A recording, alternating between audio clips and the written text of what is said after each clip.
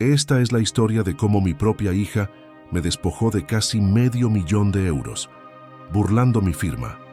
Pero lo peor fue su desprecio. Cuando ella me ofendió frente a todos los parientes, tachándome de incapaz, no sabía que yo ya tenía todas las pruebas irrefutables en mis manos para desenmascararla. Antes de que sigamos adelante con este relato, te pido que te unas a nuestro canal, que pulsa la pequeña campanita de notificaciones porque cada día compartimos nuevas vivencias. Déjanos un me gusta y coméntanos desde qué lugar del mundo nos estás siguiendo. Mi nombre completo es Rafael Morales Sánchez, tengo 68 años y a lo largo de 40 años logré edificar desde cero una empresa familiar dedicada a la venta de materiales para la construcción. Jamás pude imaginar que la persona que llevaba mi misma sangre sería quien trataría de destruir todo lo que levanté con tanto esfuerzo y dedicación.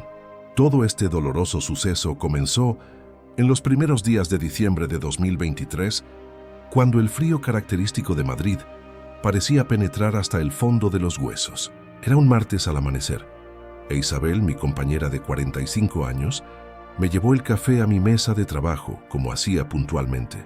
Aquel día, tenía sobre mi escritorio de roble, el mismo que había sido de mi padre, una gran cantidad de informes mensuales de la compañía. Otra vez revisando los números, Rafael, me preguntó Isabel con esa cálida y sincera sonrisa que me había enamorado hacía tantas décadas. Patricia es muy hábil para llevar a cabo las riendas del negocio. Deberías tenerle más confianza. Patricia Morales Vega, mi hija de 42 años, había tomado las responsabilidades de administración de Construcciones Morales. CL hacía ya 3 años, el tiempo que yo había elegido para empezar a retirarme poco a poco. Ella era una mujer muy inteligente, graduada de Administración de Empresas en la Universidad Complutense, y siempre había demostrado un interés auténtico en el emprendimiento familiar. Su marido, Diego Vega Romero, un contador de origen colombiano de 45 años, que conoció en un encuentro de negocios, había sido incorporado al equipo como asesor contable externo de la compañía. Sin embargo, aquel martes, algo no encajaba en los datos financieros que estaba mirando.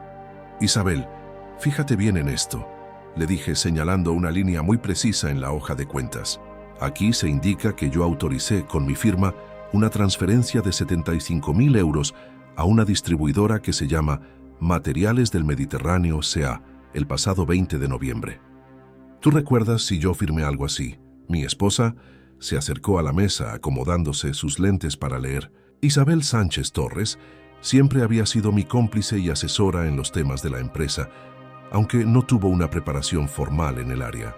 Su intuición muchas veces había alertado sobre problemas que yo no era capaz de ver. No me suena ese nombre, Rafael. Y tú siempre me hablas de los pagos grandes, dijo arrugando la frente mientras examinaba el papel. ¿Le has preguntado a Patricia?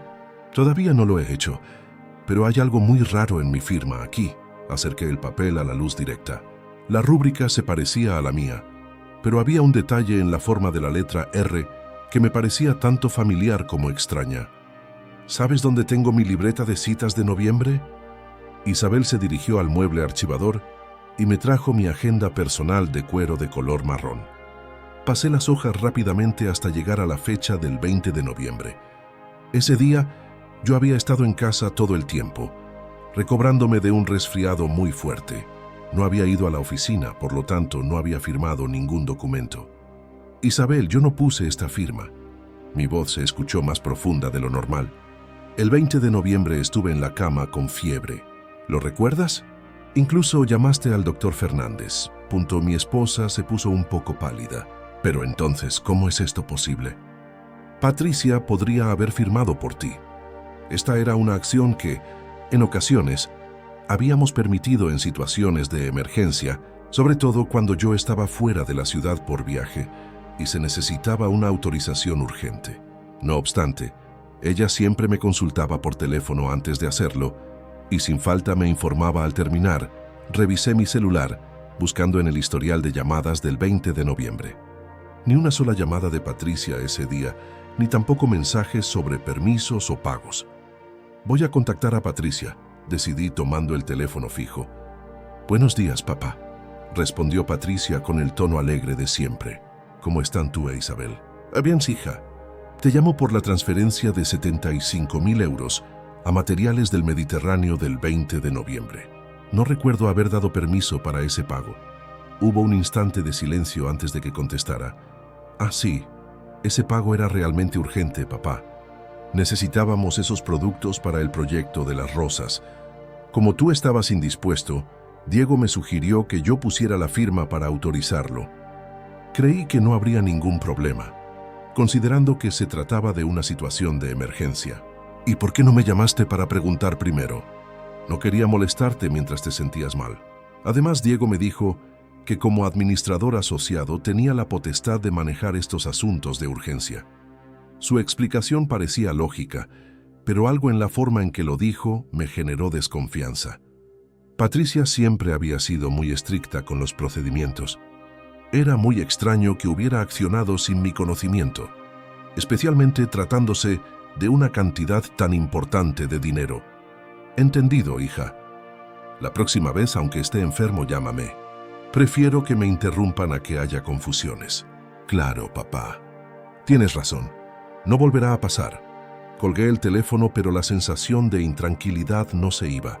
Isabel me miró con mucha atención. ¿Qué piensas de lo que te dijo?, le preguntó. Es una explicación con sentido, pero... Isabel hizo una pausa, midiendo sus palabras con cuidado. Patricia nunca había firmado por ti sin consultarte antes, ni siquiera cuando estuviste hospitalizado por la operación de la vesícula el año pasado. Ella estaba en lo cierto. Incluso desde el hospital, Patricia me había llamado para cada decisión de peso. Era parte de su forma de ser, responsable y detallista. Decidí que era momento de mirar más papeles. Durante las siguientes 2 horas, revisé con lupa todos los pagos grandes de los últimos 3 meses. Encontré otras 2 autorizaciones parecidas. Una de 80.000 euros a Logística Peninsular S.L., fechada el 15 de octubre, y otra de 70.000 euros a Suministros Industriales del Norte S.A., del 5 de noviembre. Las 3 firmas mostraron esa misma rareza en la letra R, y en las 3 fechas, según mi agenda, yo había estado en casa o en actividades personales, nunca en el lugar de trabajo. Isabel, ven a mirar esto, le dije mostrándole los 3 documentos. ¿Notas algo raro en estas firmas? Mi esposa las comparó con calma, usando algunas de mis firmas auténticas que teníamos guardadas. Después de unos minutos levantó la mirada con el rostro lleno de preocupación. Rafael, la letra R está hecha de otra forma. Y mira aquí, señaló el final de mi apellido. Normalmente, terminas Morales con un pequeño círculo hacia arriba. En estas 3 firmas termina en línea recta. Mi corazón empezó a latir a toda velocidad. 40 años dedicados a crear un negocio familiar, confiando plenamente en mi hija. Y ahora esto. ¿Qué vamos a hacer?, me preguntó Isabel, tomando mi mano con fuerza. Por el momento nada. Voy a revisar absolutamente todos los papeles de los últimos 6 meses. Si encuentro más faltas, entonces tendré que tomar decisiones muy difíciles. Aquella noche no pude pegar ojo. Me quedé despierto pensando en Patricia, en cómo la había educada con valores firmes, en cómo siempre había sido mi mayor orgullo. ¿Era posible que mi propia hija estuviera falsificando mi rúbrica para desviar dinero de la compañía? La semilla de la duda ya estaba sembrada, y en los días que siguieron, crecería hasta convertirse en una terrible certeza. Los días posteriores a mi descubrimiento se transformaron en una pesadilla que vivía en silencio. Enero y febrero de 2024 pasaron mientras yo investigaba con el mayor sigilo cada movimiento financiero de Construcciones Morales S.L., buscando respuestas que, en el fondo, ya no quería encontrar. Creé una rutina muy detallada. Cada mañana, después de que Isabel se iba a sus clases de yoga, me encerraba en mi despacho con todos los extractos de cuentas bancarias de los últimos 8 meses. Había pedido copias muy detalladas al banco, argumentando que se trataba de una auditoría interna normal. Lo que descubrí me quedó completamente helado. En el transcurso de enero, localicé 3 transferencias más que no registraba haber autorizado. La primera, de 65.000 euros, se había realizado el 12 de enero a una empresa denominada Hierros y Metales Levante SL. Según mis notas personales, ese día yo estaba en la cita con el cardiólogo, el doctor Ramírez, para mi chequeo anual. La segunda, por 72.000 euros, se efectuó el 25 de enero con destino a Transportes y Excavaciones Costa Brava S.A. Ese día, yo había llevado a Isabel a visitar a su hermana Carmen en Segovia. Teníamos fotos del almuerzo familiar con la fecha y hora muy claras. La tercera me tocó como un puñetazo. 6.000 euros transferidos el 8 de febrero a Desarrollo Inmobiliario Andaluz SL. Esa fecha la recordaba perfectamente porque fue el día del funeral de mi viejo amigo Manuel Torres, un compañero de toda la vida. Patricia sabía que yo estaría en el cementerio y luego en el velatorio. Cada una de estas transferencias venía con mi firma, pero con esa misma R mal hecha que había anotado en diciembre. Una tarde de febrero, mientras Isabel cocinaba la cena, decidió realizar algunas llamadas discretas. Marqué el número de Hierros y Metales Levante SL, la primera compañía en mi lista de sospechosos. Buenos días, soy Rafael Morales, de Construcciones Morales SL, dije cuando me respondieron. Necesito confirmar unos datos de la factura del 12 de enero por 65.000 euros. Un momento, señor Morales, respondió una voz femenina. Después de unos minutos regresó.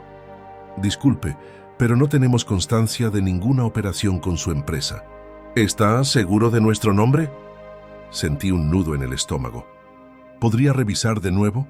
Hierros y Metales Levante SL. Lo lamento mucho, señor Morales, pero definitivamente no hemos trabajado con ustedes. Tal vez hay una equivocación con el nombre. Colgué con las manos temblorosas. Inmediatamente llamé a Transportes y Excavaciones Costa Brava S.A. ¿Construcciones Morales?, repitió el hombre al otro lado de la línea. No, señor, nunca hemos sido proveedores de esa empresa. ¿De dónde obtuvo nuestro contacto? De una transferencia bancaria, murmuré. Eso es imposible, señor. Todas nuestras ventas y servicios están perfectamente registradas. La tercera llamada, a Desarrollo Inmobiliario Andaluz SL, confirmó mis más terribles miedos. No solo me confirmaron que habían recibido dinero de mi empresa, sino que su representante me comunicó que llevaban 6 meses sin actividad por problemas internos. Aquella noche, mientras Isabel ya dormía, me quedé en mi escritorio hasta las 3 de la madrugada, haciendo sumas. El dinero total desviado en esos 4 meses llegaba a 300.000 euros. Dinero que había salido de las cuentas de la constructora con mi firma falsificada, dirigido a empresas que no existían, compañías fantasma. Mi propia hija me estaba saqueando de forma sistemática. El siguiente lunes, Patricia vino a casa para nuestro encuentro familiar mensual. Era una tradición que Isabel había creado. El primer lunes de cada mes, Patricia y Diego venían a cenar y hablábamos de la empresa y de nuestras vidas. Papá, te veo cansado, comentó Patricia mientras nos sentábamos en el salón. ¿Está todo bien en la empresa? La observa con detalle. Patricia había heredado los ojos verdes de su madre y mi nariz grande. Siempre había sido muy expresiva. Movía muchas las manos al hablar, pero aquella noche parecía muy controlada. Los números de enero me llamaron la atención. Dije de forma casual. Hay varios pagos a distribuidores nuevos. Ah, sí, intervino Diego con rapidez. Estamos buscando proveedores diferentes para conseguir mejores precios. Es una estrategia que aprenderé en mi trabajo anterior. Diego Vega Romero había llegado a España hacía 6 años desde Bogotá. Era un hombre elegante, bien vestido, con un suave acento colombiano que a las mujeres les resultaba muy atractivo. Patricia se había enamorado profundamente de él en aquel congreso de negocios en Valencia. ¿Proveedores como Hierros y Metales Levante?, pregunté directamente. Patricia y Diego intercambiaron una mirada fugaz. Fue apenas un instante, pero lo vi. Exacto, respondió Patricia. Diego hizo una investigación muy completa del mercado. Esos proveedores nos dan descuentos importantes por el volumen de compra. ¿Y dónde están ubicados? Hierros y Metales está en Alicante, dijo Diego sin dudar. Transportes Costa Brava en Girona y Desarrollo Andaluz en Sevilla. Todos tienen referencias excelentes. Estaban mintiendo con una naturalidad que me asustó. Yo ya había llamado a las 3 empresas. Sabía que no había transacciones reales. Y los pagos los firmaste tú, Patricia. Sí, papá. Como me dijiste en diciembre, en casos de urgencia, si tú no puedes, debo tomar las decisiones ejecutivas. Pero yo nunca le había dado esa indicación. Al contrario, siempre le había insistido en que me consultara todo. Esa noche, después de que se marcharon, Isabel me encontró en el estudio con la cabeza entre las manos. ¿Qué te sucede, Rafael? Le conté toda la verdad. Los pagos falsos, las empresas que no existían, las mentiras de Patricia y Diego. Isabel escuchó en silencio, con lágrimas que le caían por el rostro. ¿Estás seguro de esto?, me preguntó finalmente. Completamente seguro. Han robado 300.000 euros en 4 meses, Isabel. Si siguen a este ritmo, ¿qué vamos a hacer? Aún no lo sé.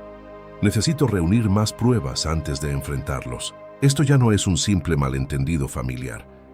Durante febrero, continué con mi investigación en secreto. Descubrió que Patricia había abierto cuentas bancarias a nombre de las empresas fantasma, usando domicilios falsos. Diego había usado sus habilidades contables para inventar facturas creíbles que justificaban los pagos.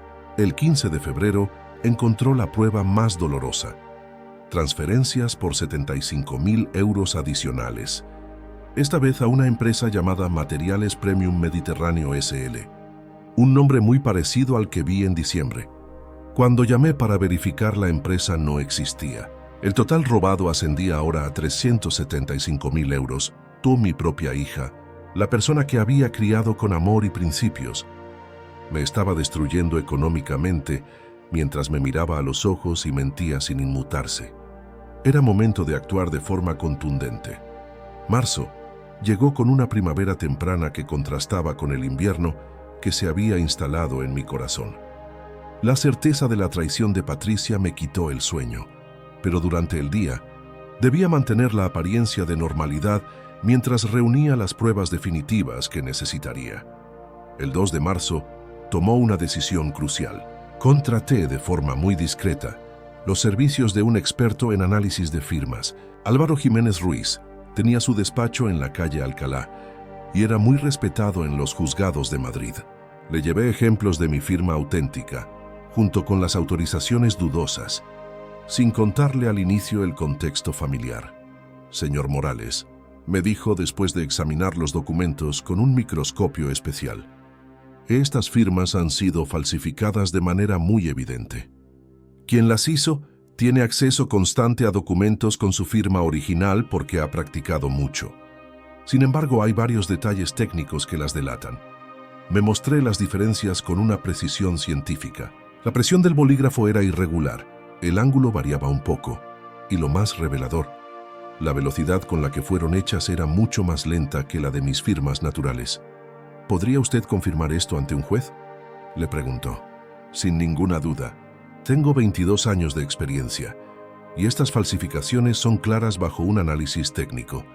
Esa misma tarde fui a mi banco, el BBVA de la sucursal Príncipe de Vergara, donde había trabajado con ellos durante 15 años. Pedí una reunión privada con el subdirector, Carlos Mendoza Herrera, con quien había forjado una buena relación profesional a lo largo de los años.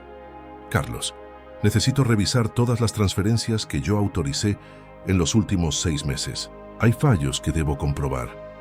Carlos arrugó el frente mientras accedía al sistema del banco. Rafael, veo aquí muchas transferencias de cantidades considerables. ¿Hay algún problema? Eso es justo lo que necesito determinar.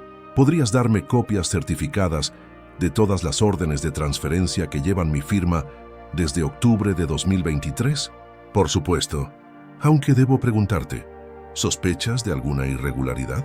Porque en ese caso, deberíamos seguir ciertos pasos especiales. Aún estoy investigando, Carlos. Por ahora solo necesito todos los documentos.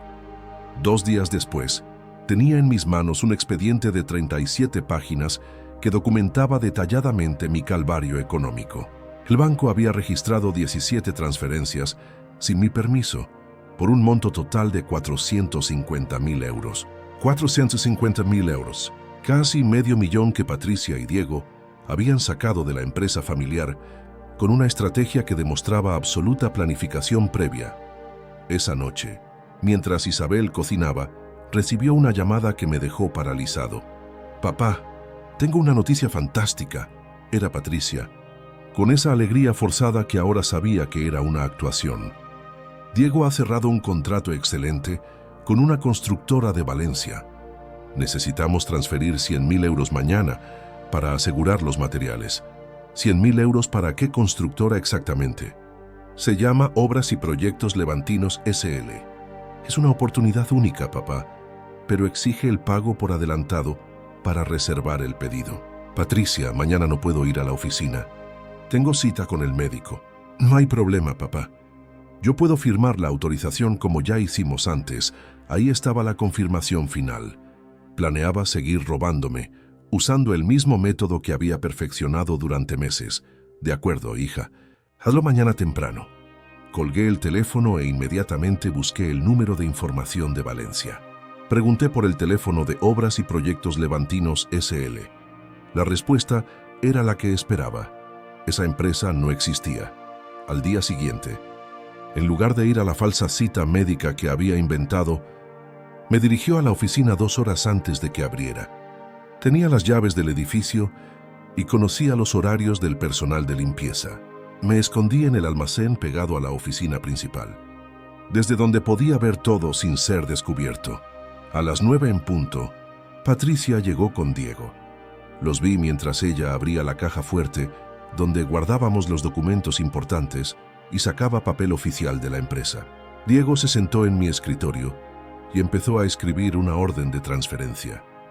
«¿Estás seguro de que tu padre no sospecha nada?», escuché que preguntaba Diego.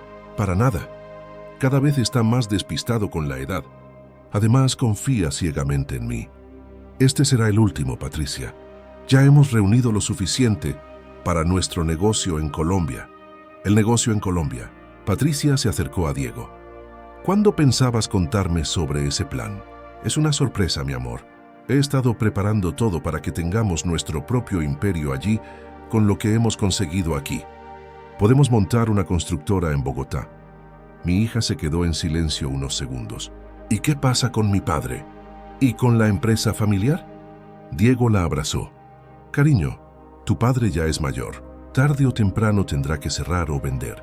Nosotros solo nos estamos adelantando a lo inevitable. Pero él nos lo ha dado todo, Diego.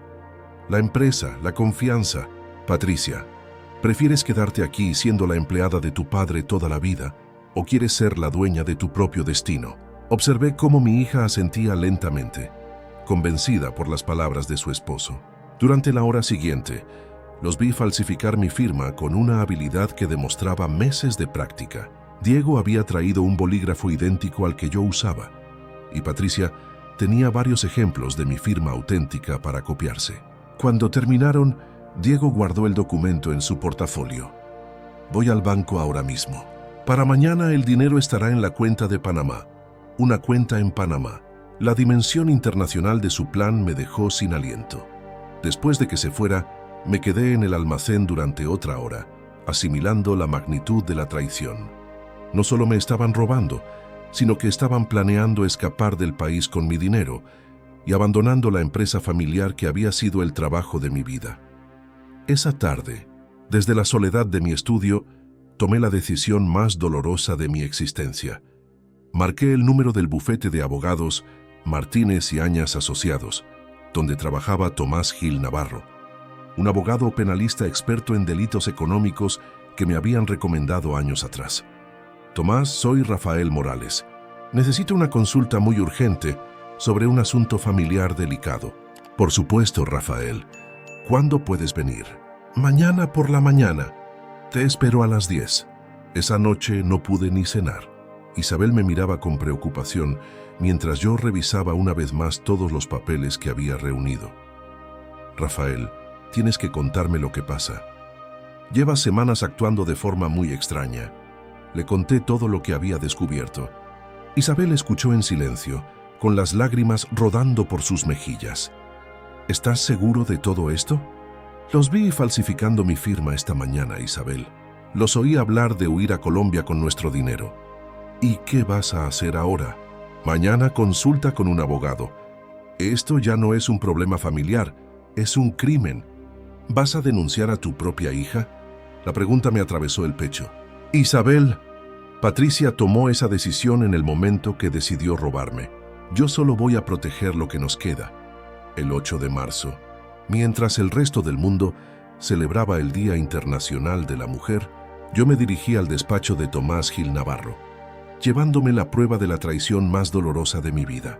La guerra había comenzado, aunque Patricia todavía no lo sabía.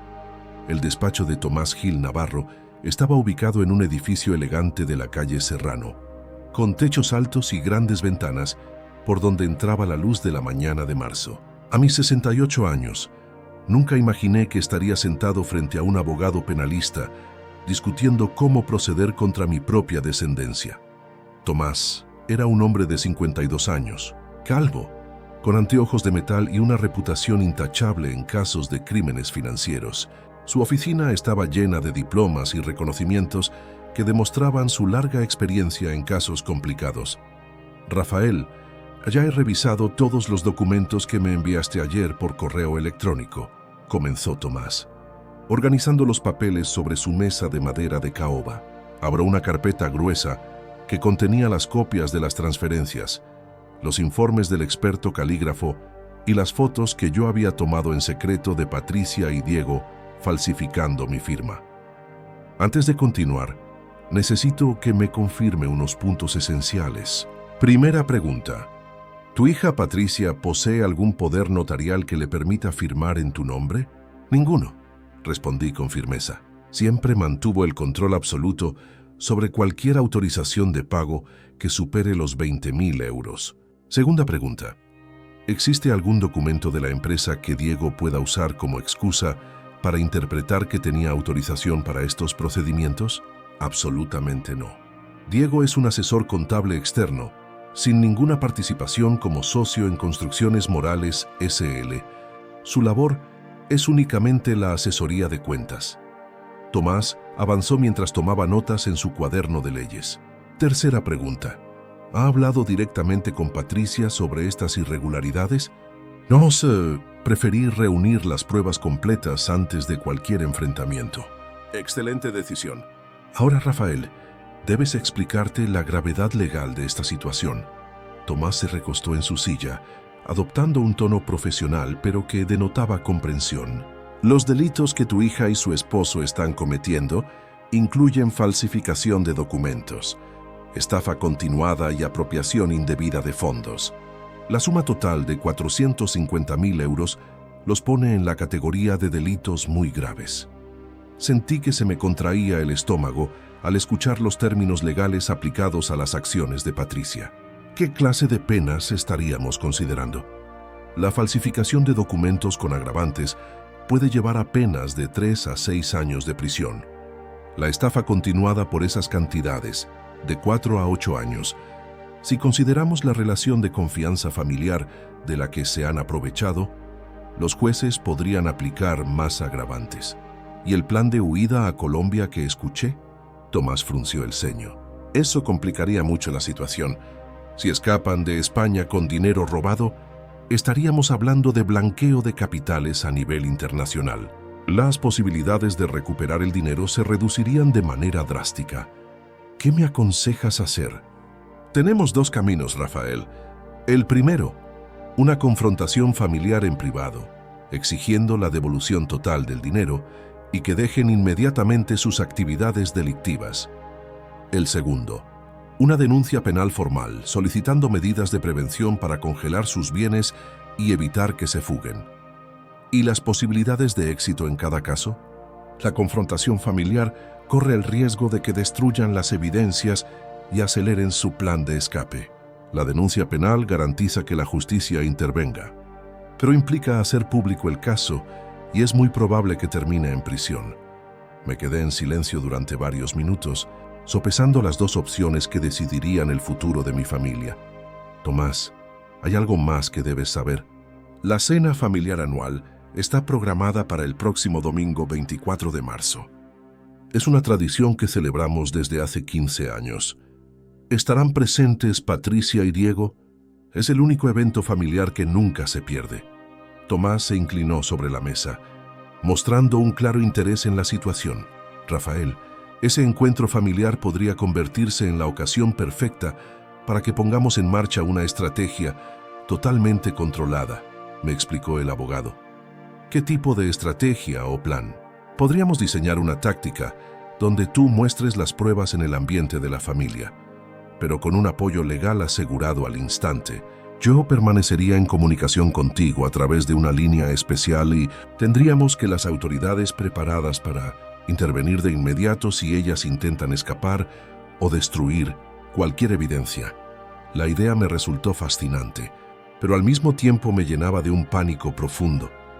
Significaba que tendría que enfrentarme a mi hija Patricia delante de todos mis seres queridos.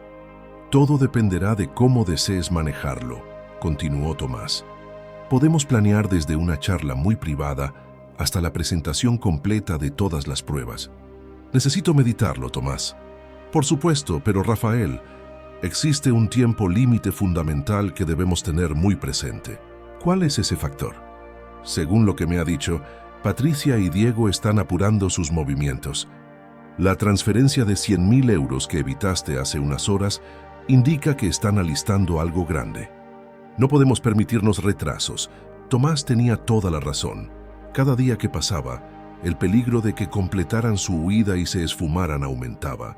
¿Qué necesitarías para que todo esté listo para el domingo?, le preguntó. Una autorización formal de tu parte para que yo actúe como tu representante legal, la coordinación con los organismos de seguridad correspondientes y un esquema detallado de cómo quieres que procedamos durante el encuentro. ¿Y las pruebas que hemos reunido son suficientes? Son más que suficientes, Rafael. El informe del experto calígrafo, las copias certificadas del banco y, en especial, las fotografías que tomaste con discreción el miércoles forman un caso legalmente irrefutable. El abogado se enfatizó en las fotos que había capturado secretamente. Las imágenes que tomaste mientras ellos falsificaban tu firma son la prueba directa y sin filtros del delito en acción. Durante la hora siguiente, Tomás me explicó punto por punto todos los pasos legales, los derechos que tenían Patricia y Diego y las posibles complicaciones.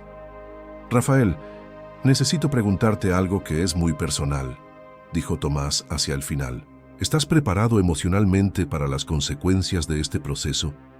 Estamos hablando de tu hija enfrentando cargos muy serios y graves. La pregunta me toca con una fuerza abrumadora. Tomás, a lo largo de 40 años, yo levanté esa empresa pensando en dejarle un patrimonio y un futuro a Patricia. Sacrifiqué días de descanso, tiempo con mi familia, oportunidades personales, ver cómo me roba mientras me mira a los ojos y miente. Hice una pausa para controlar mis emociones. Patricia tomó su propia decisión cuando eligió traicionarme. Yo simplemente voy a salvar lo que queda de mi vida y de mi esfuerzo. Lo entiendo a la perfección. Muchos padres se enfrentan a dilemas similares, aunque rara vez con esta magnitud de dinero. ¿Qué tengo que hacer ahora? Vuelve a casa y compórtate con absoluta normalidad. No cambies nada en tus rutinas que puedas alertar a Patricia o Diego. Mientras tanto, yo me encargaré de tener toda la documentación legal lista y de coordinarme con las autoridades. Y el domingo ejecutaremos el plan que decidimos. Pero Rafael, una vez que pongamos en marcha los mecanismos legales, no habrá vuelta atrás. Salí del despacho de Tomás con una extraña mezcla de alivio y terror. Alivio por tener por fin a un profesional muy capaz manejando el asunto y terror por las consecuencias que serán irreversibles. De camino a casa recibí una llamada de Patricia. Papá, ¿cómo te fue en tu cita con el doctor de ayer? Bien, hija, todo normal. Me alegra mucho oírlo.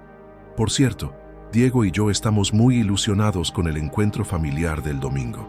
Tenemos unas sorpresas que queremos compartir contigo. ¿Sorpresas? Sí, tienen que ver con nuestros planes de futuro. Creo que te van a encantar. Colgué el teléfono sabiendo que sus sorpresas incluían probablemente el anuncio de su fuga a Colombia llevándose mi dinero. El domingo se acercaba y con él, el enfrentamiento que cambiaría el destino de mi familia para siempre. La última farsa. Antes de la tormenta, los días anteriores al domingo 24 de marzo, pasaron con una lentitud que me parecía un castigo. Cada charla con Patricia se convirtió en un ejercicio de fingimiento, donde yo debía mantener una máscara de normalidad mientras ella seguía engañándome con una desvergüenza que me resultaba cada vez más insoportable. El jueves por la mañana, Tomás me llamó para afinar los últimos detalles de nuestra estrategia. Rafael ya me coordina con el inspector jefe García Moreno de la sección de crímenes financieros. Estarán listos para actuar el domingo si decide seguir con el enfrentamiento. ¿Cómo va a funcionar exactamente la intervención? Tú comenzarás el encuentro familiar de forma habitual. Cuando sientas que es el momento oportuno, mostrarás las pruebas. Yo estaré esperando tu llamada en un teléfono específico que te dará. En cuanto me confirme la situación, avisaré a los agentes. ¿Y si Patricia y Diego intentan huir? Por eso la confrontación debe ser definitiva y muy contundente. Una vez que vean el cargamento de pruebas, entenderán que escapar solo empeorará muchísimo su situación legal. Esa tarde, mientras Isabel arreglaba la casa para el almuerzo, yo decidí revisar por última vez todos los documentos que había recopilado durante 3 meses de investigación en secreto. Extendí sobre la mesa las 17 órdenes de transferencia falsificadas, puestas en orden de fecha desde octubre de 2023. Era impresionante ver cómo habían perfeccionado la imitación de mi firma con el paso del tiempo. Las primeras firmas eran burdas, hechas con nerviosismo evidente. Las últimas mostraron una confianza que me helaba la sangre. El viernes tuve una visita inesperada. Patricia apareció en casa sin avisar, algo que no era habitual en ella. «Papá, ¿podemos hablar tú y yo a solas?», me preguntó mientras Isabel preparaba el café. «Claro, hija, dime». Patricia se sentó frente a mí en el salón, con una expresión seria que me recordaba a su abuela. «Papá, Diego y yo hemos estado hablando de nuestro futuro profesional. Creemos que es hora de expandir nuestros horizontes». «¿A qué te refieres con expandir?». «Hemos recibido una oferta muy atractiva para desarrollar proyectos en Sudamérica, específicamente en Colombia». Ahí estaba la confirmación de lo que había oído días antes. ¿Y eso qué significa para la empresa familiar? Patricia dudó un poco antes de contestar. Bueno, tendríamos que mover parte de nuestras operaciones hacia allá. Diego tiene excelentes contactos en Bogotá y el mercado de la construcción está en pleno auge. ¿Y yo qué papel tendría en esos aviones? Papá, tú ya has trabajado suficiente. A tus 68 años, deberías estar disfrutando de tu jubilación. Tú e Isabel podrían viajar, descansar. Patricia, ¿me estás pidiendo que deje completamente mi propia empresa? No exactamente, pero sí creemos que sería lo mejor para todos. La desfachatez de su propuesta me dejó mudo por un momento.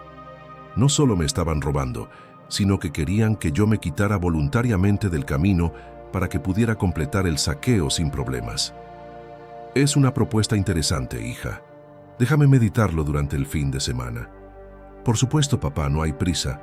Después de que Patricia se fue, Isabel entró al salón con el rostro lleno de preocupación. ¿Escuchaste la conversación?, pregunté. Una parte sí. ¿De verdad te están pidiendo que te retires? Es aún peor que eso, Isabel. Me están allanando el terreno para justificar su fuga con nuestro dinero.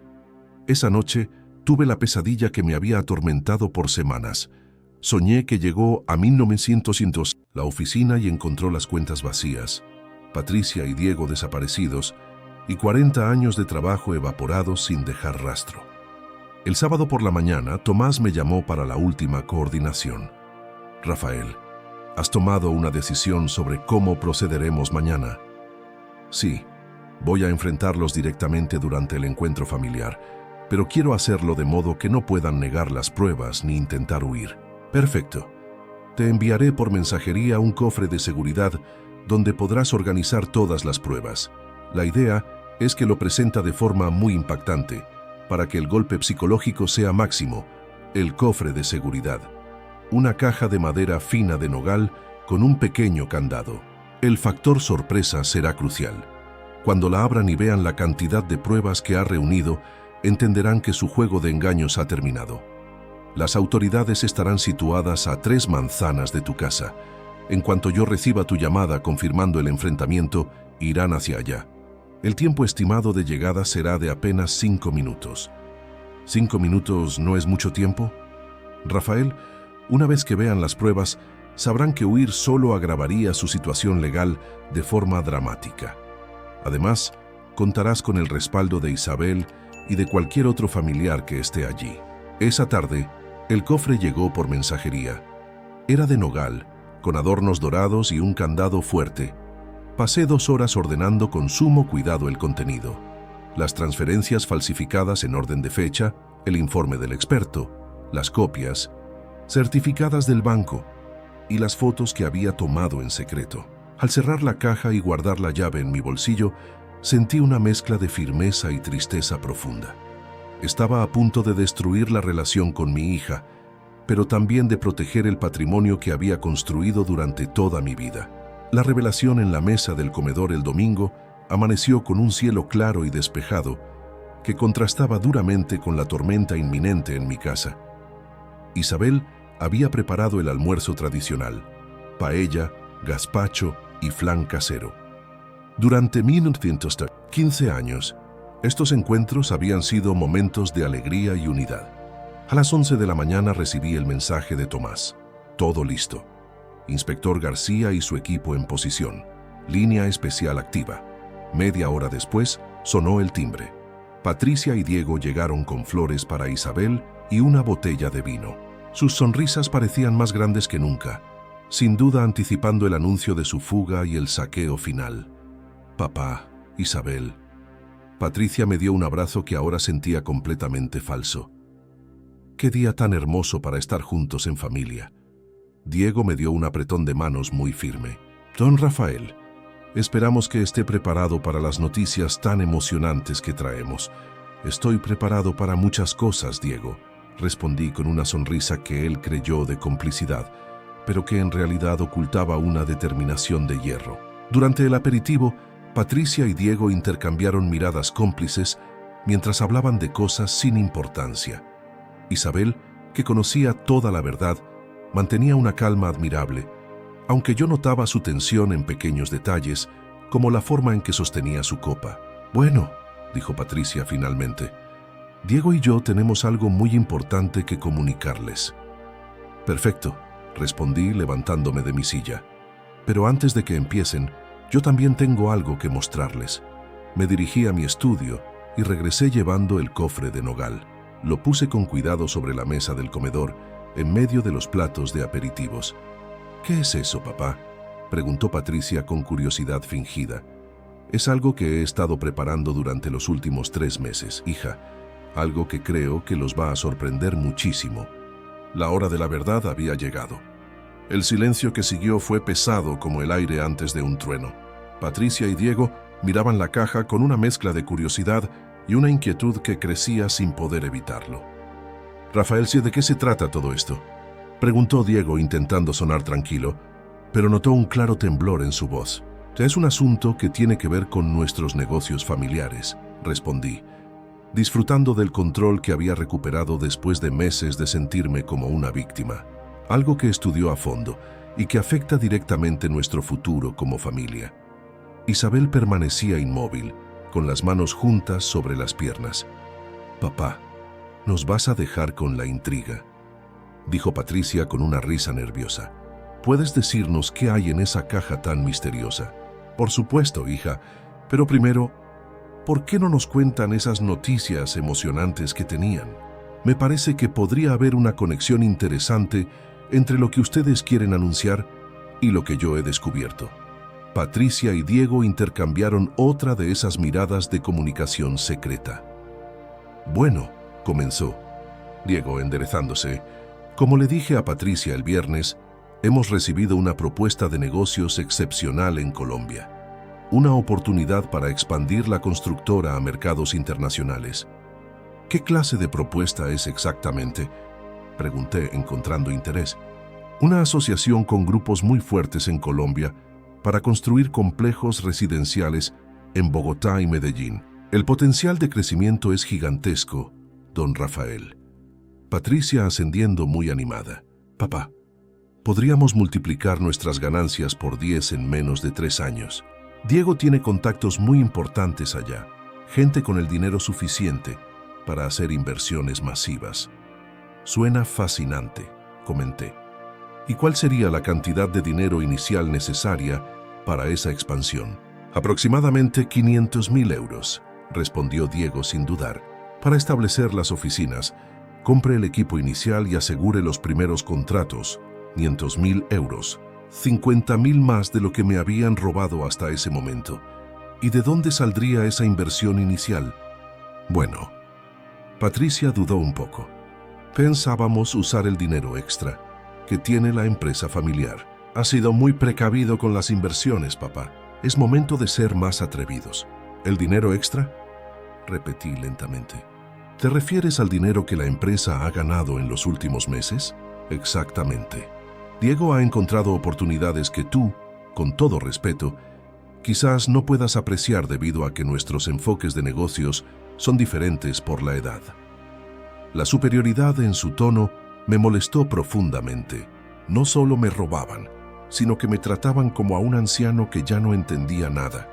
Patricia, ¿y qué pasaría conmigo, con Isabel, con la empresa que construyó durante 40 años? Papá, tú ya cumpliste tu ciclo. Mereces descansar, gozar de tu retiro. Nosotros nos encargaríamos de mantener vivo el legado familiar, pero adaptándolo a los tiempos modernos. ¿Mantener el legado familiar desde Colombia?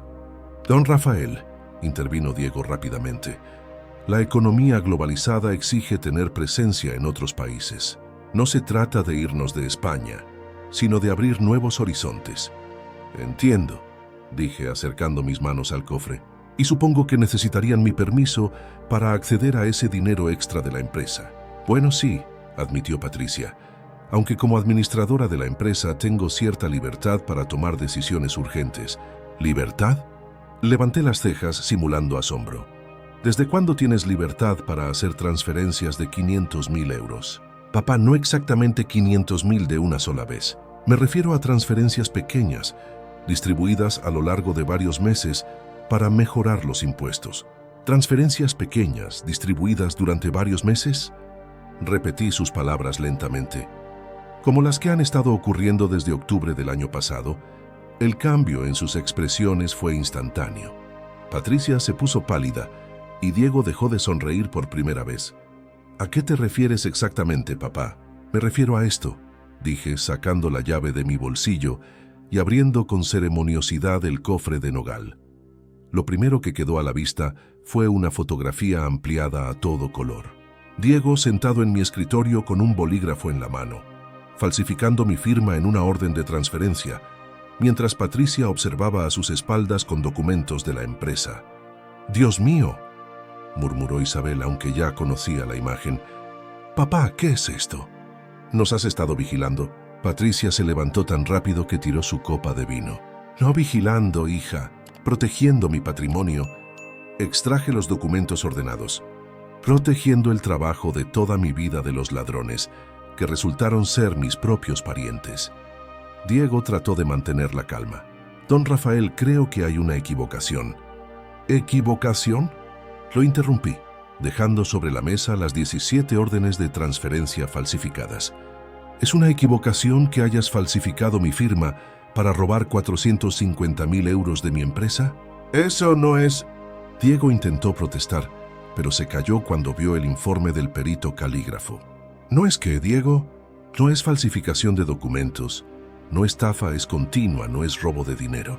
Patricia se había sentado de nuevo, pero su respiración era muy agitada. «Papá, ¿podemos explicarte?». «¿Explicar qué?». ¿Explicar por qué Hierros y Metales Levante S.L. no existe? ¿Explicar por qué Transportes Costa Brava S.A. nunca ha oído hablar de nosotros? ¿Explicar por qué Desarrollo Inmobiliario Andaluz S.L. lleva 6 meses sin operar? Cada pregunta era como un fuerte golpe. Patricia y Diego se miraban con una desesperación que aumentaba rápidamente. «¿Quieren que yo les explique?», continué saboreando su pánico. «Crearon empresas fantasma, falsificaron mi firma metódicamente durante 6 meses y planeaban huir a Colombia con mi dinero para empezar su propio negocio. Rafael, por favor». Diego intentó una última maniobra. ¿Podemos solucionar esto como familia? No es necesario solucionarlo en familia. Mi voz sonó alta por primera vez. Ustedes destrozaron esta familia cuando decidieron robarme, cuando decidieron traicionarme mientras fingían quererme. Patricia comenzó a llorar, pero sus lágrimas ya no me conmovían. Me parecían tan falsas como las firmas que había estado imitando. Papá, nosotros nunca quisimos hacerte daño. Mentira. Golpeé la mesa con el puño. Quería deshacerse de mí. Me dijiste el viernes que debía retirarme, que ya había trabajado suficiente. Quería que yo me hiciera a un lado para poder saquear la empresa por completo. El silencio volvió, pero era un silencio diferente. Era el silencio de la derrota, del plan descubierto, de la traición expuesta. Diego intentó levantarse. Don Rafael, creo que es mejor que nos vayamos y hablemos de esto cuando los ánimos se calman. Nadie se va de aquí, declaré con toda la autoridad. Esta conversación apenas está comenzando. Saqué mi teléfono y marqué el número que Tomás me había dado. Tomás, soy Rafael. Ejecuta el plan ahora mismo. Patricia y Diego se miraron con pánico absoluto.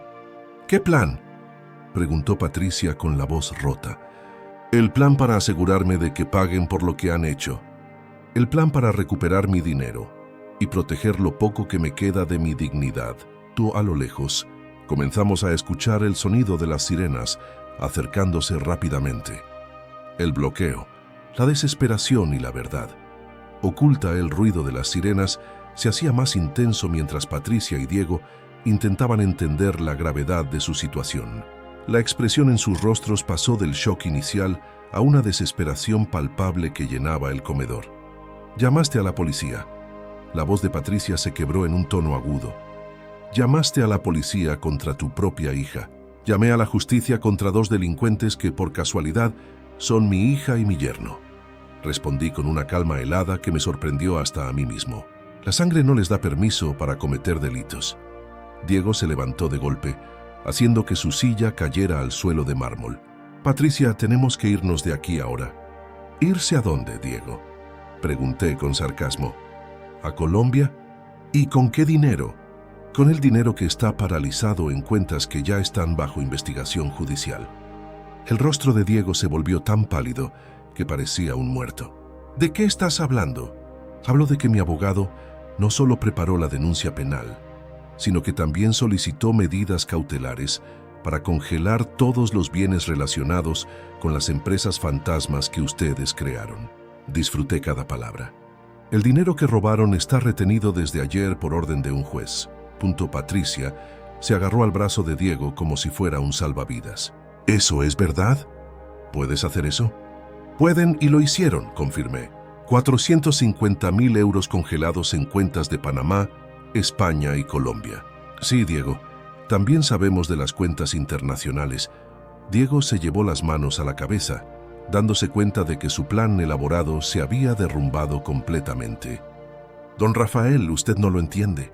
Nosotros íbamos a multiplicar ese dinero. Íbamos a devolverle todo con ganancias. Era solo una inversión momentánea. Mentiroso. Mi grito hizo temblar la casa. Escuché sus conversaciones. Los vi planear su fuga.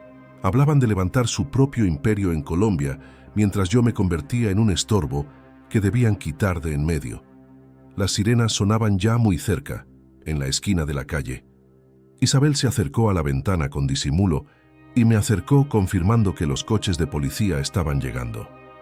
Papá, por favor. Patricia se arrodilló junto a mi silla, con las lágrimas a flor de piel. Soy tu hija. No puedes hacer esto. ¿Tu sangre?, repetí con amargura. ¿Te acordabas de que eras mi hija cuando falsificabas mi firma? Cuando planeabas robarme hasta el último céntimo y abandonarme. Cuando me dijiste el viernes que debía jubilarme, porque ya había trabajado suficiente. Yo no quise decir, dijiste exactamente lo que querías decir. La interrumpí con dureza. Querías quitarte de encima al viejo para poder saquear sin límites la empresa que construyó durante 4 décadas. Diego empezó a caminar de un lado a otro en el comedor, como un animal encerrado buscando una salida que no existía. Tiene que haber una solución. Podemos negociar algo. Podemos llegar a un acuerdo familiar. El único acuerdo que me interesa es que devuelvan cada euro que robaron y que enfrenten las consecuencias legales de sus acciones. Declaré con absoluta firmeza. Rafael, intervino. Isabel, por primera vez, quizás deberíamos... Isabel, la detuve de inmediato. Durante 3 meses, tuve la esperanza de que hubiera una explicación inocente. Durante 3 meses, les di la oportunidad de confesar y corregir. Eligieron seguir mintiendo y robando. El timbre de la puerta sonó con la autoridad de la ley. Patricia se aferró a mis piernas, como hacía cuando era una niña. «Papá, no abras esa puerta. Por favor, no la abras. Podemos arreglarlo. Te lo devolveremos todo. Cancelaremos los aviones de Colombia». «¿Van a cancelar los aviones de Colombia?». Me incliné hacia ella con una sonrisa cruel. «¿Y con qué dinero, Patricia? Todo está congelado. No tienen nada, excepto las deudas que acumularon preparando su fuga». Diego se dirigió a la puerta del jardín. Pero Isabel ya había previsto esto y había cerrado con llave todas las salidas. Siguiendo las instrucciones de Tomás. «Las llaves las tengo yo», anuncié. «No hay forma de escapar, Diego. Es hora de enfrentar las consecuencias de sus decisiones». El timbre se volvió un sonar, acompañado de golpes fuertes en la puerta. «Policía Nacional, abren la puerta». Patricia se levantó despacio, con su dignidad destrozada, pero tratando de recuperar algo de compostura. «¿De verdad vas a hacer esto, papá? ¿Vas a entregar a tu propia hija a la policía?». «Voy a entregar a 2 delincuentes a la justicia», respondí caminando hacia la entrada. «El hecho de que uno de ellos sea mi hija solo hace que su traición duela más». «Rafael, espera». Diego me alcanzó antes de que llegara a la puerta. «Podemos hacer una transferencia ahora mismo. Podemos devolverlo todo hoy. Una transferencia inmediata de cuentas que están bloqueadas por orden judicial, con fondos que ya están siendo investigados por el fiscal antilavado de dinero». Me detuve y me giré hacia él con una incredulidad fingida. Diego se puso aún más pálido al darse cuenta de que había mencionado información que no debería manejar. «¿Cómo sabes tanto sobre bloqueo de bienes y fiscales antilavado, Diego?», pregunté con genuina curiosidad. «¿Acaso esta no es tu primera vez organizando este tipo de operaciones?». El silencio que siguió fue la prueba de su secreto. Patricia miró a Diego con una expresión que mezclaba sorpresa con un horror que crecía sin parar. «Diego, ¿qué está insinuando a mi padre?». «Nada, mi amor, no está insinuando nada». A pesar de la negación de Diego, yo había tocado un punto muy delicado. Mis años de trabajo y experiencia en el mundo de los negocios me habían dotado de una habilidad especial para notar cuando una persona revela sin querer más información de la que realmente debería tener. «Patricia, ¿tú sabías que Diego ya había estado casado antes en Colombia?». «¿Qué?». Patricia se giró hacia Diego con los ojos completamente abiertos, llenos de asombro. «¿De qué está hablando mi padre?». «No le prestes atención, Patricia. Está desesperado tratando de separarnos», contestó él. Pero el efecto ya era irreversible. La semilla de la duda estaba sembrada en la mente de mi hija. Los golpes en la puerta se hicieron más fuertes y autoritarios. «Policía Nacional, abran de inmediato o nos veremos obligados a entrar por la fuerza». «¡Diego!», insistí con voz firme. «Cuéntale a Patricia sobre Esperanza Ruiz, tu primera esposa. Cuéntale sobre la empresa constructora que vació en Bogotá antes de venir corriendo a España». La expresión de Diego cambió de forma radical. El pánico, un miedo incontrolable, sustituyó a la desesperación que tenía antes. «¿Cómo? ¿De verdad? ¿Cómo te enteraste de eso? ¿De verdad creíste que no investigaría el pasado del hombre que se casó con mi hija? Del hombre en quien yo deposité la confianza para manejar las cuentas de mi negocio». Patricia retrocedió muy lentamente, alejándose de Diego como si fuera un individuo peligroso y desconocido. «Diego, ¿es verdad lo que dice mi padre?». «Patricia, por favor, puedo explicártelo». «Explícamelo ahora mismo». Los golpes en la puerta se detuvieron bruscamente, seguidos por el sonido inconfundible de llaves y herramientas metálicas. Las autoridades habían decidido que era hora de forzar la entrada. «Se acabó el tiempo de las explicaciones», anuncié, dirigiéndome por fin hacia la puerta principal. «Diego», escuché que le gritaba Patricia a sus espaldas, «me usaste». Todo esto era un plan que ya habías puesto en marcha antes. No logré escuchar su respuesta, porque en ese preciso instante abrió la puerta dejando ver a 3 agentes de la Policía Nacional con uniformes impecables y rostros que reflejaban la seriedad de su trabajo. Soy Rafael Morales Sánchez, me identifiqué. Los estaba esperando. Inspector García Moreno, se presentó el oficial al mando. Era un hombre de estatura media, con bigote entrecano y unos ojos muy vivos que revelaban años de experiencia en casos complicados. Venimos por la denuncia que se puso esta mañana por delitos de falsificación de documentos y robo de fondos. Adelante, inspector. Los sospechosos se encuentran en el comedor, respondí, haciéndome a un lado para que los 3 agentes pudieran entrar. Mientras nos movíamos hacia la sala, escuché a Patricia suplicándole a Diego entre sollozos continuos. ¿Es cierto lo de tu primera esposa? ¿De verdad ya habías hecho esto antes? Contéstame, Diego. Señora, por favor, mantenga la calma, intervino uno de los agentes al entrar al comedor. Soy el subinspector Ramírez y él es mi compañero, el agente Torres. Diego había vuelto a la zona de la ventana, pero ahora su postura era la de alguien totalmente vencido. Sus hombros caídos y su mirada perdida eran el contraste total de la arrogancia que había mostrado durante meses. Patricia Morales Vega y Diego Vega Romero, declaró el inspector García con voz firme y formal. Quedan detenidos como presuntos responsables de crímenes contra el patrimonio, falsificación de documentos legales y robo de fondos. No, Patricia se levantó con brusquedad. Esto es un error. Mi padre está confundido. Él mismo nos dio permiso para esas transferencias. El inspector García miró un expediente que llevaba consigo.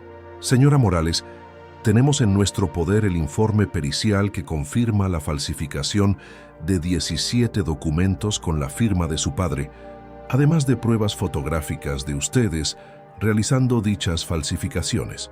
¿Pruebas fotográficas? Diego habló por primera vez desde la llegada de los agentes con voz grave y quebrada. Fotografías tomadas el miércoles pasado en las oficinas de Construcciones Morales S.L., confirmó el inspector. Imágenes donde se les ve claramente falsificando la firma del señor Rafael Morales en un documento para transferir 100,000 euros. Patricia me miró con una mezcla de horror y sensación de traición, que me habría destrozado si aún me quedaría algún sentimiento paternal hacia ella. ¿Nos estuviste tomando fotos a escondidas?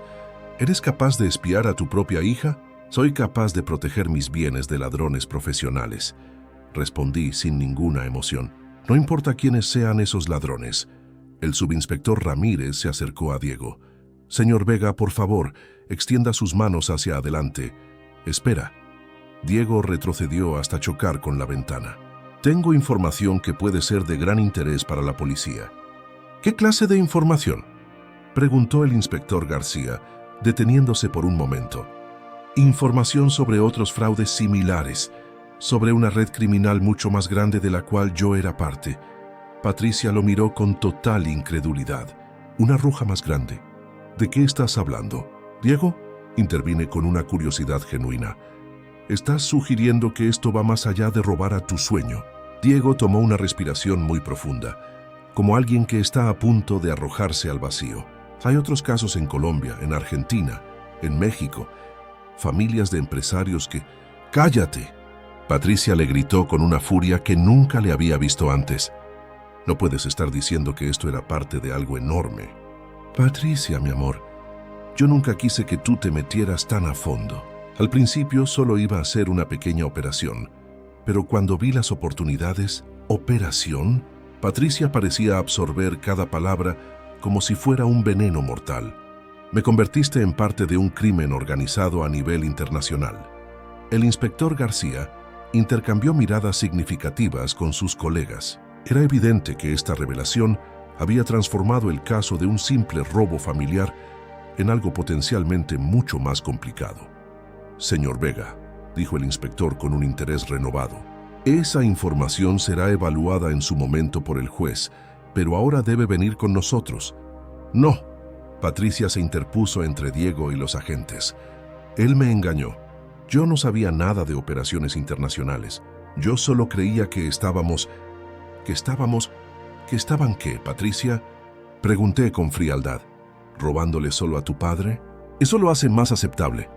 No es lo mismo. Y lo sabes. Sus lágrimas se habían convertido en una rabia desesperada. Yo pensaba que era algo temporal. Él me dijo que era para fundar un negocio familiar. Patricia, la detuve. Tienes 42 años. Eres una mujer adulta con título universitario. Sabías perfectamente que falsificar firmas es un delito grave. El inspector García consultó su reloj. Señor Morales, tenemos que continuar con las detenciones. ¿Tiene usted alguna otra declaración que hacer en este momento? Solo espero que la justicia actúe con la mayor firmeza que este caso exige, respondí. Estos individuos rompieron la confianza familiar más sagrada para cometer crímenes graves. ¿Individuos? Patricia me miró como si le hubiera dado una bofetada. Soy tu hija, no un individuo. Eras mi hija. La corregí con una frialdad que me asombró. Ahora eres un criminal que lleva mi apellido. Diego finalmente se rindió y extendió sus manos hacia el subinspector Ramírez, quien le puso las esposas con movimientos rápidos y profesionales. Diego Vega Romero, queda usted detenido. Tiene derecho a guardar silencio, a nombrar un abogado ya que se avise de su detención a quien usted desee. Patricia miraba la escena como si estuviera en una pesadilla de la que quería despertar. Señora Morales, le dijo el agente Torres, usted también debe acompañarnos. ¿Me van a esposar como a una delincuente cualquiera? Señora, usted está siendo arrestada por delitos graves. Es el procedimiento normal. Mientras le ponían las esposas, Patricia me dirigió una última mirada que intentaba ser una súplica, pero que solo conseguía ser patética. Papá, cuando pienses en esto, cuando veas las consecuencias de lo que estás haciendo, espero que puedas vivir tranquilo con tu conciencia. Podré vivir perfectamente con mi conciencia, respondí sin dudar. La pregunta es si tú podrás vivir con las consecuencias de tus decisiones. El inspector García se acercó a mí, mientras sus compañeros se llevaban a Patricia y Diego. Señor Morales, será llamado a declarar de nuevo en los próximos días. Mientras tanto, conserve toda la documentación. Por supuesto, inspector. ¿Hay alguna posibilidad de recuperar el dinero que robaron? Con las medidas de protección legal que se han aplicado, hay una posibilidad razonable de recuperar una parte. Sin embargo, estos procesos pueden durar muchos meses. Observé desde la ventana cómo subían a Patricia y Diego en vehículos policiales separados. Mi hija miró por última vez hacia la casa, hacia la ventana donde sabía que yo estaba, pero ya no sentía nada. 42 años de vida, de amor paternal, de confianza y sueños, se desvanecieron mientras los vehículos se perdían por la calle donde yo había vivido tanto tiempo. Isabel se acercó y tomó mi mano en un silencio que lo decía todo. ¿Estás bien?, me preguntó finalmente. Estoy libre, respondí. Por primera vez en meses, me siento totalmente libre, la soledad. Después del trueno, el silencio que siguió a la partida de los coches de policía era distinto a cualquier calma que yo hubiera conocido en 45 años de matrimonio. No era la paz habitual de un hogar, sino el vacío que queda tras una explosión cuando todo el humo se ha ido. Isabel preparó un té de manzanilla mientras yo seguía sentada en el sofá, mirando los documentos que estaban sobre la mesa. Las pruebas de la traición más grande de mi vida estaban allí, expuestas como los restos de un naufragio. Rafael. Isabel se sentó a mi lado, ofreciéndome la taza humeante. ¿De verdad era necesario llegar a este punto? ¿Te refieres a si era necesario denunciar a los ladrones que me quitaron $500,000 de euros? Mi voz sonaba extrañamente tranquila. ¿O te refieres a si era necesario defender el trabajo de toda mi vida? Me refiero a si era necesario destruir por completo el vínculo con nuestra única hija. La pregunta me tocó con más fuerza de lo que había anticipado. Durante meses, me había concentrado tanto en la investigación y en la confrontación que no había asimilado las consecuencias emocionales y permanentes de mis decisiones. ¿Isabel? Patricia destruyó ese vínculo cuando decidió robarme. Yo solo hice público el documento de su traición. Pero era tu hija, Rafael, tu única hija. Era mi hija cuando falsificó mi firma la primera vez en octubre. Seguía siendo mi hija cuando inventó empresas falsas para lavar el dinero robado. Y continuaba siendo mi hija cuando planeó huir a Colombia con todo mi patrimonio. Dejé la taza sobre la mesa con más fuerza de lo necesario. En ningún momento su condición de hija la detuvo. Isabel se quedó callada, asimilando la lógica inquebrantable de mis palabras. El teléfono fijo sonó, interrumpiendo nuestra quietud. Era Tomás Gil Navarro. Rafael, acabo de recibir la confirmación del inspector García. Las detenciones fueron exitosas y ambos están en el cuartel policial, esperando pasar ante el juez. ¿Y qué pasa con las declaraciones de Diego sobre los negocios internacionales? Eso ha hecho que el caso se complique mucho. La policía ha contactado a Europol y a las autoridades colombianas. Parece ser que Diego Vega podría ser parte de una red de fraudes transnacionales que usa matrimonios como estrategia para robar a empresas familiares. La noticia me dejó sin hablar por un momento. ¿Me estás diciendo que el matrimonio de Patricia fue planeado? Es algo que están investigando. Diego Vega tiene un historial de crímenes similares en Colombia. Se casó con la hija de un empresario de telas en Bogotá en 2015, robó unos $200,000 y desapareció antes de que la familia pudiera denunciarlo. «Dios mío», murmuré, sintiendo una mezcla de rabia y una compasión inesperada por Patricia. Patricia era solo otra víctima en su forma de operar. Es lo que ella está afirmando en su declaración. Insiste en que no sabía nada del pasado de Diego y que creía que las transferencias eran para inversiones legales. ¿Y tú le crees? Tomás hizo una pausa. Rafael, como abogado, vio muchos casos de manipulación emocional muy elaborada. Diego Vega parece ser un especialista en aprovecharse de los lazos familiares para cometer delitos financieros. Sin embargo, eso no la libra totalmente a Patricia de su responsabilidad penal. ¿Qué significa eso en términos prácticos? Significa que Patricia podría recibir una condena menor si colabora totalmente con la investigación internacional, pero de todas formas será juzgada por los delitos que cometió. Después de colgar, le contó todo a Isabel, que recibió la noticia con una expresión de alivio y preocupación a la vez. ¿Crees que Patricia de verdad no sabía nada del pasado de Diego?, pregunté. Sinceramente, Isabel, ya no sé qué pensar de Patricia. La mujer que vi falsificar mi firma con total tranquilidad no se parece en nada a la hija que yo creía conocer. Esa tarde tuvimos una visita inesperada.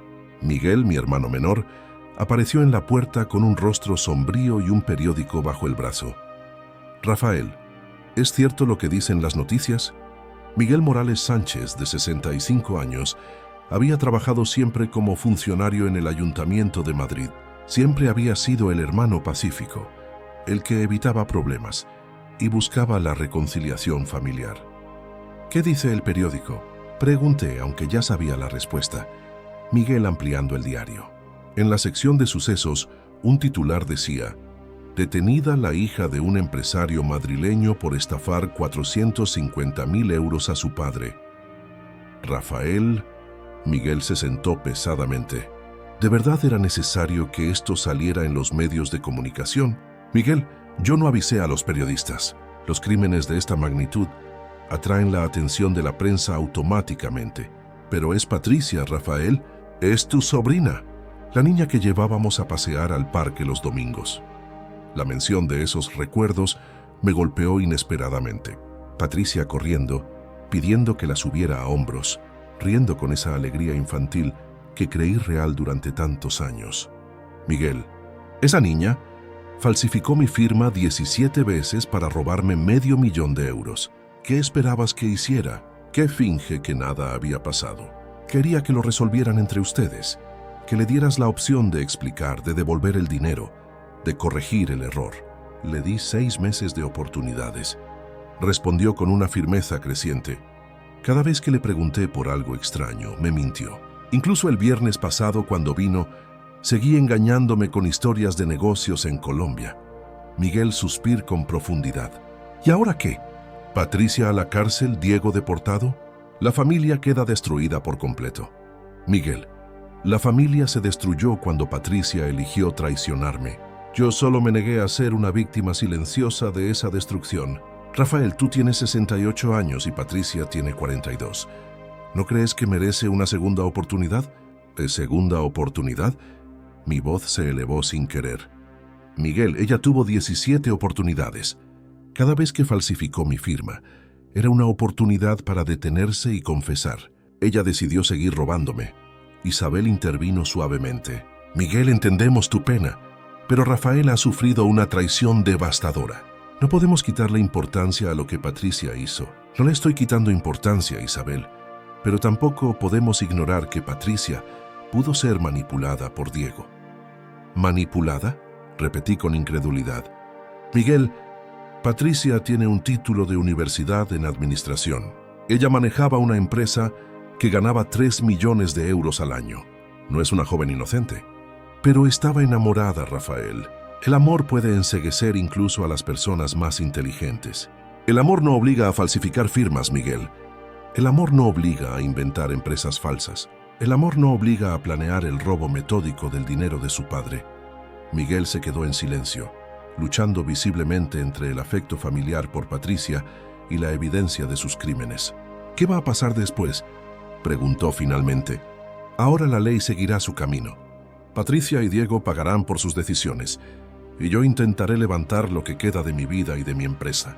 ¿Y si Patricia sale de prisión en unos años, la perdonarías? La pregunta me obligó a pensar en un futuro que había evitado imaginario. Miguel, el perdón requiere un arrepentimiento sincero de quien ha cometido el daño. Hasta hoy lo único que he visto en Patricia es lástima por sí misma y excusas. Pero, ¿existe una mínima posibilidad de reconciliación? Existe la posibilidad de que Patricia entienda la magnitud de su acción, que acepte toda la culpa, que devuelva hasta el último euro que robó y que muestre con actos, no solo con palabras, que ha cambiado su forma de ser. Y solo entonces veremos si queda algo del amor de padre que ella destruyó con su traición. Miguel se fue esa noche con un rostro melancólico, llevándose consigo la última esperanza de un acuerdo familiar. Isabel y yo nos quedamos solos con el peso de nuestras decisiones y las consecuencias que apenas empezaban a manifestarse. La guerra había terminado. Ahora comenzaba el largo camino de vivir con las cicatrices de la victoria. Los meses que vinieron después de la detención de Patricia y Diego se convirtieron en una serie de citas en los juzgados, declaraciones y procedimientos que transformaron mi día a día en un agotador laberinto legal. El juicio comenzó oficialmente 3 semanas después de los arrestos, cuando el Juzgado de Instrucción número 12 de Madrid convocó a todos los implicados a la primera audiencia. Tomás me había preparado meticulosamente, explicándome cada paso, cada derecho y cada posible defensa que Patricia y Diego podrían usar. Rafael, tienes que estar listo emocionalmente, me advirtió Tomás la mañana de la primera audiencia. Ver a Patricia en el banquillo de los acusados va a ser muy fuerte, sin importar lo que sientas ahora por ella. Tenía razón. Cuando entré a la sala y vi a mi hija sentada junto a su defensor, vestida con un traje gris y con una expresión de fragilidad que no había mostrado en años, sentí un inesperado dolor de padre que creí haber superado. Patricia evitó mirarme durante toda la audiencia, manteniendo sus ojos fijos en sus manos.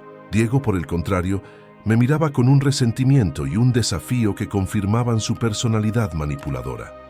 La fiscal del caso, Carmen Vázquez Rueda, una mujer de unos 50 años conocida por su dureza en crímenes financieros, presentó los cargos con una precisión demoledora. Señoría, el Ministerio Público acusa a Patricia Morales Vega de 17 delitos de falsificación de documentos, estafa continuada agravada por el abuso de confianza familiar y apropiación indebida por un total de 450.000 euros. Respecto a Diego Vega Romero, además de esos cargos como coautor, se añaden presuntos delitos de blanqueo de dinero y pertenencias a una red criminal internacional. La diferencia en los cargos era evidente. Mientras Patricia se enfrentaba a entre 5 y 8 años de prisión, Diego podría ser condenado hasta 12 años si se confirmaba su participación en la red global. Durante mi declaración, conté todo el proceso, desde las primeras dudas en diciembre hasta el enfrentamiento en marzo. La fiscal me preguntó sobre el impacto emocional de la traición. Señor Morales, me preguntó la fiscal Vázquez, ¿cómo describiría usted el daño causado por las acciones de su hija? Señoría, el daño económico se puede contar.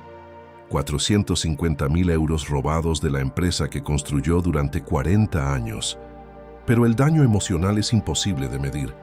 Patricia destruyó 4 décadas de confianza, amor de padre y las esperanzas que tenía en el futuro del negocio familiar. ¿Usted indicó otras opciones antes de denunciar? Consideré todas las opciones durante 6 meses fiscales. Cada transferencia dudosa era una oportunidad para que Patricia confesara y corrigiera. Ella decidió seguir engañándome hasta que planeó su fuga definitiva a Colombia. El abogado de Patricia, un penalista experimentado llamado Esteban Herrera Campos, intentó basar su defensa en la manipulación que Diego había ejercido sobre mi hija. «Señor Morales», me preguntó durante el careo, ¿no piensa usted que su hija pudo ser víctima de manipulación psicológica por parte de Diego Vega? Abogado, mi hija tiene 42 años, educación universitaria y experiencia en negocios. La manipulación no elimina la responsabilidad personal por decisiones deliberadas y repetidas de cometer delitos. ¿Pero no cree que el enamoramiento pudo haber nublado su juicio? El amor no enseña técnicas de falsificación de documentos, abogado. Mi hija aprendió a imitar mi firma con precisión de profesional. Eso requiere práctica intencional y plena conciencia de que sus acciones eran ilegales. La estrategia de la defensa era predecible, pero no funcionó ante la cantidad abrumadora de pruebas que habíamos reunido. El momento más tenso llegó cuando Patricia declaró ante el tribunal. Su testimonio fue una mezcla de excusas, justificaciones y un intento de reducir su participación en los crímenes. «Señoría», declaró Patricia con voz temblorosa, «reconozco haber firmado documentos en nombre de mi padre, pero siempre creí que era por el bien de la empresa. Diego me convenció de que las inversiones en Colombia multiplicarían nuestras ganancias». «¿Y la creación de empresas fantasmas?», preguntó la fiscal Vázquez. «Diego se encargaba de todos los detalles técnicos. Yo solo firmaba los papeles que él preparaba. Confiaba totalmente en su experiencia profesional». «¿Sabía usted que estaba falsificando la firma de su padre?». Patricia dudó por varios segundos antes de responder. «Pensé que tenía permiso implícito como administradora de la empresa». «¿Permiso implícito para transferir 450.000 euros sin el conocimiento del dueño?». No pensé en la cifra total. Creí que eran inversiones temporales que se recuperarían rápido. Su testimonio era débil y no resultaba convincente. La fiscal había preparado su interrogatorio con precisión, exponiendo cada contradicción, cada justificación dudosa y cada intento de evitar su responsabilidad. Diego adoptó una táctica totalmente diferente durante su declaración. En lugar de oponerse a los hechos o de buscar justificaciones, optó por colaborar sin reservas con la justicia a cambio de una disminución en la pena de cárcel. «Señoría, asumo mi culpabilidad en todos los delitos que se han presentado en mi contra». Patricia Morales fue solamente una víctima más dentro de un esquema de operación que yo puso en práctica en 4 países distintos durante los últimos 10 años. Su confesión, que fue total, sorprendió incluso al abogado que lo estaba defendiendo. Diego entregó información muy detallada sobre la red criminal internacional, incluyendo los nombres de otros cómplices, la ubicación de cuentas bancarias en paraísos fiscales y los métodos de lavado de dinero que usaban para esconder los fondos que robaban. «Mi matrimonio con Patricia era puramente estratégico», continuó Diego, sin mostrar ningún signo de arrepentimiento. «Identifiqué a la familia Morales como un blanco fácil debido a su buena situación económica. La confianza ciega que existía entre ustedes y la posición que tenía Patricia como administradora dentro de la empresa». Escuchar a Diego describir con tanta frialdad como había manipulado los sentimientos de Patricia para acceder a mi patrimonio me provocó una rabia aún más fuerte que la traición inicial. No solo había destruido la confianza de mi familia, sino que se había convertido en mi propia hija en una colaboradora forzosa de sus crímenes internacionales. Patricia lloraba en silencio mientras Diego revelaba la magnitud de su engaño. Era obvio que muchos aspectos de la manipulación habían sido desconocidos para ella hasta ese preciso momento. El juicio se extendió por un período de 4 largos meses, con muchas sesiones de declaraciones de testigos, presentación de todas las pruebas y análisis de expertos especializados. Cada audiencia solo servía para confirmar lo sólido que era el caso que habíamos montado y la certeza de que ambos recibirían condenas severas. En octubre de 2024, 6 meses después de los primeros arrestos, el tribunal finalmente dio a conocer su veredicto. Patricia fue declarada culpable de 14 delitos de falsificación de documentos y estafa continuada, con una condena de 5 años de prisión, prohibición de ejercer su profesión por 10 años y la obligación de devolver 300.000 euros. Diego recibió una pena de 8 años de cárcel por los delitos cometidos en España, además de una orden de extradición a Colombia, donde tendría que enfrentar cargos adicionales por sus operaciones anteriores. Su responsabilidad civil abarcaba la totalidad de los 450.000 euros robados. Cuando el juez leyó las penas, Patricia me miró directamente por primera vez en todo el proceso. En su mirada, vi algo que pudo haber sido un arrepentimiento sincero, pero ya era demasiado tarde para saber si era auténtico o simplemente la consecuencia de verse enfrentada a las repercusiones de sus actos. Isabel, que había asistido a todas las sesiones a mi lado, me tomó la mano cuando el juez declaró el final de la audiencia. ¿Cómo te sientes?, me preguntó mientras salíamos del edificio judicial. Me siento vacío, le respondí con honestidad. La justicia ganó, pero estoy vacío.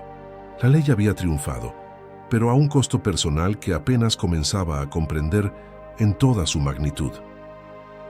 Noviembre de 2024 llegó envuelto en esa tristeza propia del otoño que, paradójicamente, siempre me había dado consuelo.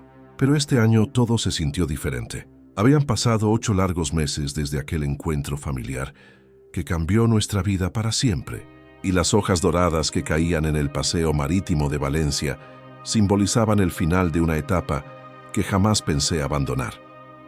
Isabel y yo habíamos vendido nuestra casa de Madrid en septiembre. Era imposible seguir en un lugar donde cada rincón me traía recuerdos de Patricia. Corriendo de niña, celebrando su cumpleaños o sentada en el comedor, planeando secretamente mi ruina. Necesitábamos empezar desde cero en un lugar libre de fantasmas del pasado. La recuperación del dinero robado había sido solo parcial, pero suficiente.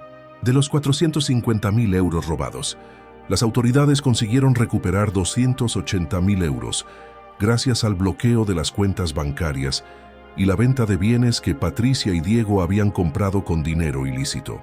Los 170.000 euros que faltaban se perdieron en gastos operativos de la red criminal que Diego estaba financiando. Rafael, ¿estás seguro de que quieres hacer esto?, me preguntó Miguel, mi hermano, mientras mirábamos la pequeña heladería situada en el Paseo de Neptuno, frente al mar. El local tenía una terraza que daba a la playa, con mesas y sombrillas que invitaban a la tranquilidad que tanto anhelábamos. Completamente seguro, respondí, firmando el contrato de alquiler con opción a compra. Durante 40 años construyeron grandes compañías. Ahora quiero construir algo sencillo, algo que me dé alegría en lugar de preocupaciones. Miguel había aceptado nuestra propuesta de ser socio después de dejar su trabajo como funcionario. Su pensión, junto a los ahorros que recuperamos, se nos daban la estabilidad económica necesaria para esta nueva aventura. Helados artesanales Morales, leyó Isabel el nombre del letrero que habíamos diseñado. Suena perfecta para un nuevo comienzo. El primer mes de trabajo fue un aprendizaje constante. Ninguno de nosotros tenía experiencia en la venta de alimentos, pero contratamos a Carmen Soto Jiménez, una experta heladera valenciana de 60 años, que nos enseñó a hacer sabores únicos que pronto se hicieron populares. La clave está en la paciencia, nos explicaba Carmen mientras preparaba un nuevo lote de helado de horchata. Cada sabor necesita su tiempo para madurar, como las buenas decisiones en la vida. Sus palabras tenían una sabiduría que iba más allá de hacer helados. Durante décadas, yo había tomado decisiones de negocios pensando solo en la eficiencia y el crecimiento rápido. Ahora aprende el valor de los procesos lentos, de la satisfacción inmediata de ver sonreír a un cliente, de la sensación que trae bienestar. En diciembre, recibimos la primera carta de Patricia desde la prisión. Isabel la encontró en el buzón una mañana. Cuando regresó a nuestro pequeño piso frente al mar, la encontré sentada en la terraza abierta, con el sobre y lágrimas silenciosas en el rostro. ¿Quieres leerla?, me preguntó, dándome las 3 páginas escritas a mano con la letra de Patricia. No estoy listo todavía, respondí con sinceridad. ¿De qué habla? De arrepentimiento, de que ahora entiende la manipulación que sufrió, de disculpas que reconocen lo grave de sus acciones. Isabel hizo una pausa midiendo sus palabras. También habla de Diego. ¿Y qué dice de él?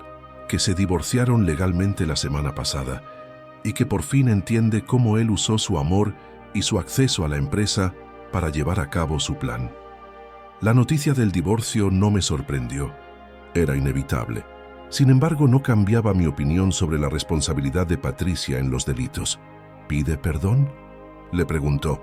Pide la oportunidad de demostrar que ha cambiado, que entiende las consecuencias, que quiere intentar restaurar algún tipo de relación contigo cuando termine su condena. ¿Y tú qué sientes al respecto? Isabel miró el horizonte del mar por un buen rato antes de contestar. Siento que es mi hijastra, que la quiero a pesar de todo lo que hizo, pero también siento que la decisión de perdonarla o no te corresponde solo a ti. Esa noche, mientras escuchaba el sonido constante de las olas, reflexioné sobre el último año. El hombre que había sido víctima de una traición tan dolorosa en diciembre de 2023 ya no existía. En su lugar, había surgido alguien más maduro, más prudente, pero también más consciente de lo verdaderamente importante en la vida. Miguel se adaptó rápidamente a la rutina de la heladería. Su experiencia atendiendo al público fue muy útil para tratar con todo tipo de clientes. ¿Sabes qué es lo que más me gusta de este negocio?, me comentó Miguel una tarde. Que cada día vemos el resultado inmediato de nuestro esfuerzo. Un niño se ríe con su helado, una pareja disfruta un momento, una familia crea recuerdos felices. Tenía razón. Durante 40 años, mi satisfacción había dependido de números y grandes contratos. Ahora, encontraba la plenitud en pequeños momentos cotidianos que me daban alegría directa e inmediata. En enero de 2025, Tomás Gil Navarro nos visitó en Valencia para informarnos sobre el caso internacional. Diego había sido enviado a Colombia en diciembre y se enfrentaba a múltiples cargos que podrían sumarle 20 años de cárcel. Su colaboración había ayudado a desmantelar por completa la red y recuperar dinero robado a otras familias en Argentina y México. Patricia se ha convertido en testigo protegido, nos informó Tomás, mientras saboreaba un helado de limón. Su testimonio sobre los métodos de Diego está ayudando a resolver otros casos. ¿Eso cambia su situación legal?, pregunté. Podría reducir su condena en 1 o 2 años por colaborar con la justicia, pero sobre todo, le da protección dentro de la cárcel. La noticia me tranquilizó en parte. Más allá de mis sentimientos, no quería que Patricia sufriera ningún daño físico. ¿Has pensado en visitarla?, me preguntó Tomás directamente. No estoy preparado para eso, respondí. Quizás nunca lo esté. Es natural, Rafael. La traición familiar es una herida que puede tardar años en sanar, si es que lo hace por completo. Durante la primavera, nuestra heladería se consolidó como uno de los lugares favoritos del paseo marítimo. Contratamos a 2 personas más, Raquel, una joven estudiante, y Antonio, un jubilado que quería mantenerse activo. Señor Rafael, me dijo Antonio una tarde, mientras veíamos el sol meterse en el mar. Usted se ve mucho más joven que cuando llegó en noviembre. El aire de mar le está sentando de maravilla. Tenía razón. El cambio no era solo por el clima. Por primera vez en décadas, me iba a dormir sin miedo a traiciones ocultas, sin necesidad de revisar documentos sospechosos, sin el temor de que mis seres queridos estuvieran planeando mi ruina. En mayo recibí una segunda carta de Patricia. Esta vez decidí leerla yo mismo. Su contenido era más reflexivo, más adulto. Describía cómo había entendido la manipulación, pero también aceptaba toda la responsabilidad por sus decisiones.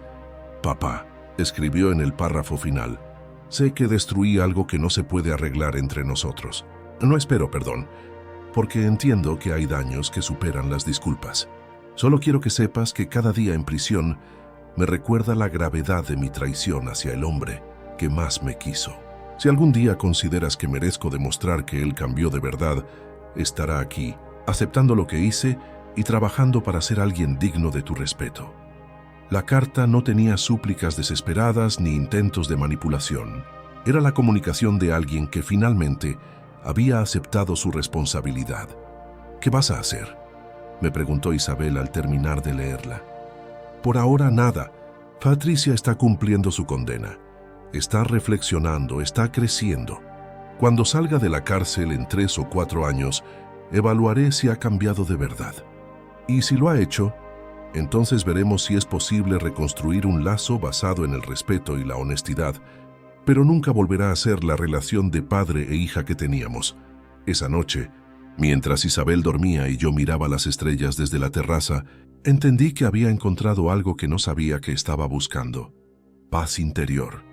No la paz de una venganza, sino la paz de haber defendido mi dignidad, de haber protegido mis principios y de haber construido una nueva vida basada en relaciones honestas.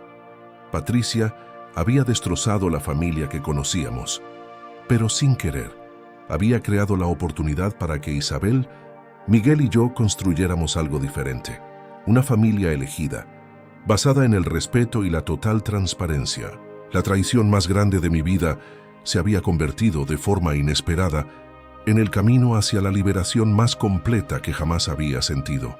Mientras las olas seguían su eterno ir y venir, sonreí por primera vez en muchos meses, sabiendo que al despertar no tendría miedos, ni dudas, ni la necesidad de protegerme de la gente que amaba.